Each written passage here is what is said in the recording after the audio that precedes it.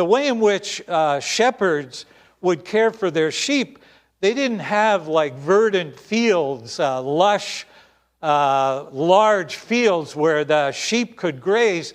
They had places where there would be some growth, but once the sheep were there and they, ate all of that area, they would have to move to another area, perhaps miles away. And they would be very often days away from, shall we say, civilization, out in the wilderness, looking for water, places where the sheep could quench their thirst, places where the sheep could graze. And because they were away from civilization, they had no shelter, and the sheep needed to be protected in the wild because they're wild beasts. And so what they would do is they would gather stones and form a sheep pen out in the wilderness, which basically was a walled structure made of stones, all piled up high like this. And, depending on the number of flocks,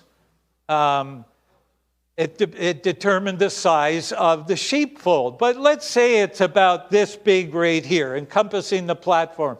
So it would be surrounded with a wall of rocks all the way around. And there would be just a simple opening where the sheep could enter and be protected, or where they could go out and find grazing. So they come in at night, and the door of that sheepfold would be the shepherd himself. He'd just simply lie in the opening like that. And the sheep couldn't get out without the shepherd knowing who's going out. No, it's not time to go out. Stay there. Nor could anybody come in because the shepherd is there. So if a thief or a robber wanted to get the sheep, they would have to go over the wall. See? If they're going over the wall, that indicated that they were thieves. They weren't the proper shepherd who was coming to claim his sheep or bringing the sheep in. They were thieves and robbers. And so Jesus says, anyone who does not enter the sheep pen by the gate, but climbs in by some other way, is a thief and a robber.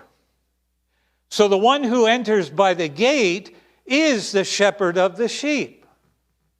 So here Jesus is adding to the analogy a little bit about the shepherd who forms the gate for the sheep. He says here that the one who enters by the gate is the shepherd of the sheep. Now,